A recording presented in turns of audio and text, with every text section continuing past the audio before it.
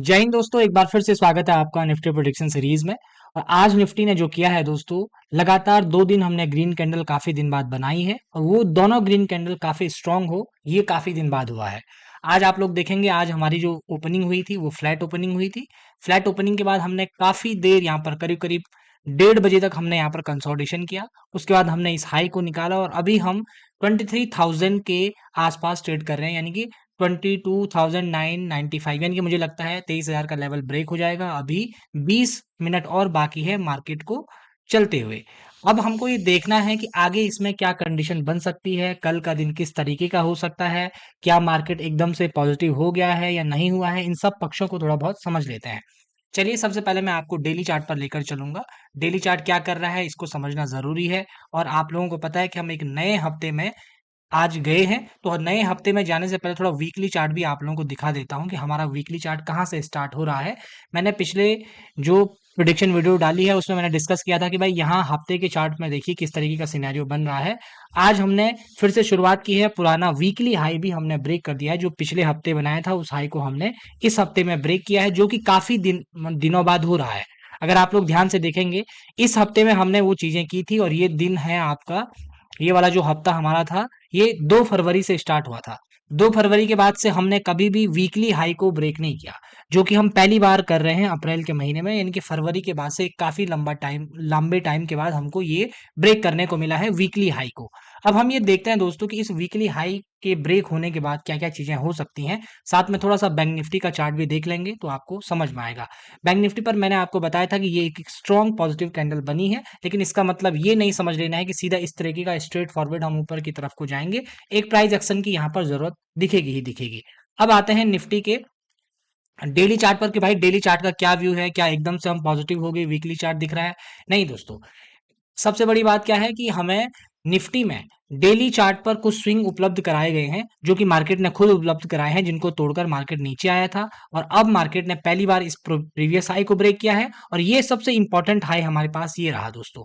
इसी हाई ने एक उम्मीद दिखाई थी, लेकिन वो उम्मीद मार्केट पूरी नहीं कर पाया। तो ये हाई अब हमारे लिए काम करने वाला है कि ये जोन ब्रेक हो या इस तरीके से कुछ सिनेरियो डेवलप हो तो ये लगे कि भाई मार्केट ने एक सपोर्ट अपना बेस तैयार कर लिया है। अब हम यहाँ पर एक बड़ी इंपॉर्टेंट चीज देखते हैं, जो हमको यहाँ पर देखने को मिलेगी कहाँ, बैंक निफ्टी के चार्ट पर। कि बैंक निफ्टी का जरा आप लोग सिनेरियो देखिएगा कि क्या बैंक निफ्टी अभी सपोर्ट लेने लायक बन गया? बिल्कुल नहीं। बैंक निफ्टी का जो स्विंग हमारे पास उपलब्ध है वो ये है।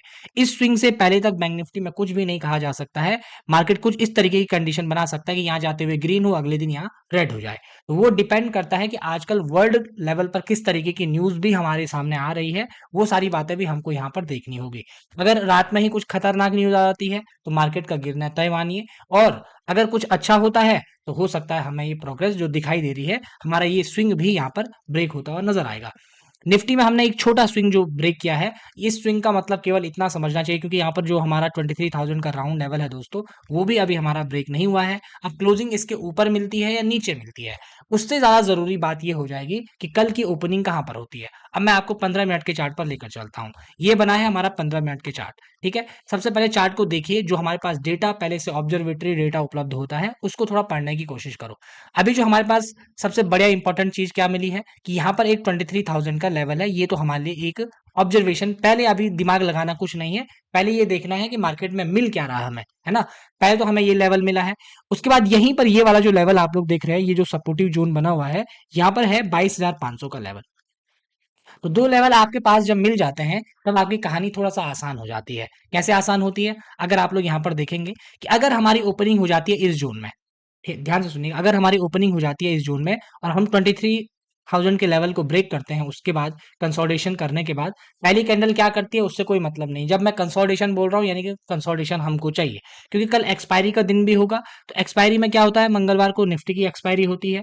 तो एक्सपायरी में हो सकता है कि 23,000 पर जिन लोगों ने लिया हो वो निकले और 23,000 के बाद मार्केट एक थोड़ा सा मूव दे।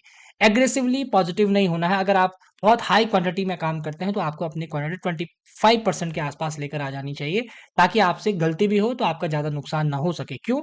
इसलिए कह रहा हूं क्योंकि मार्केट का कोई अभी, क्योंकि मार्केट में अप ट्रेंड उस तरीके से आया नहीं है। वो मैं केवल अभी उसके बेस पर बोल रहा हूँ, क्योंकि कल एक्सपायरी है तो 23,000 के लेवल को अगर ब्रेक करते हैं उसके बाद मोमेंटम देखने को मिल सकता है। वो भी केवल किस कंडीशन में, जब अगर हम यहाँ पर इसी के नियर बाय हमारी ओपनिंग होती है इस जोन के आसपास, और फिर यहाँ पर हम कंसोलिडेशन करते हैं। 1 डेढ़ घंटे के बाद अगर निकलेंगे तो कुछ बात बनेगी। और अगर हम कल सेम जैसी कंडीशन आज हमने बनाई, देखो आज हमारी ओपनिंग यहाँ पर हुई और करीब करीब हमने काफी आधा दिन यहाँ पर कंसोलिडेशन किया। कल भी अगर इस जोन में ओपनिंग होने के बाद आधा दिन कंसोलिडेशन होने के बाद अगर हमें ब्रेकआउट मिले 23,000 का, तो ये एक अच्छा ट्रेड बन सकता है। और अगर हम ज्यादा बड़ा गैप डाउन खुल जाते हैं तो हमारे लिए सपोर्ट हमको देखना पड़ेगा कि ये लो ब्रेक तो नहीं हो रहा है। अब हमको ये लो को ब्रेक नहीं करना है, ध्यान रखिएगा। अगर ये लो ब्रेक होगा फिर से मार्केट को एक्स्ट्रा एफर्ट मारने शुरू करने पड़ेंगे, और मार्केट मुझे लग नहीं रहा कि इस सिचुएशन में वो मार पाएगा, यानी कि फिर कहानी उल्टी पड़ने वाली है। ये लो बचना बहुत जरूरी है। अगर मार्केट इस जोन में खुलता है और इस जोन में बीतता है तो आपको शांत रहना है। 23,000 के नीचे रहेगा, बिल्कुल शांत रहेगा, वरना ट्रैप हो जाएंगे। ठीक है। अब आती है बात कि अगर बड़ा गैप अप हो गया तो गैप अप हो गया तो चुप रहना है, गैप डाउन हो गया तो फिर भी चुप रहना है। ठीक है। और इस लेवल के नीचे अगर कहानी आती है, फिर वही सिनेरियो है कि ये लो बचता है या नहीं बचता है, फिर कहानी चेंज हो जाने वाली है। बाकी आप लोगों को मैंने, जो बिगनर ऑप्शन बायर है उनके लिए अभी भी मेरी राय सेम है दोस्तों। अभी आपके लिए ट्रेड लेने का कोई मौका नहीं है। स्टॉक में जाइए, कुछ स्टॉक अच्छा परफॉर्म कर रहे हैं तो उनमें देखिए ट्रेड मिलता है नहीं मिलता है। अगर मार्केट में क्योंकि ज्यादा वॉलिटिलिटी बनी है, कुछ न्यूज आती है मार्केट ऊपर भाग जाता है, कुछ न्यूज जाती है मार्केट नीचे आ जाता है ना। तो मैं उम्मीद कर रहा हूँ ये जानकारी आपको पसंद आ रही होगी। ऐसी जानकारी के लिए हमारे साथ बने रहें, चैनल को सब्सक्राइब जरूर करिएगा। बहुत बहुत धन्यवाद।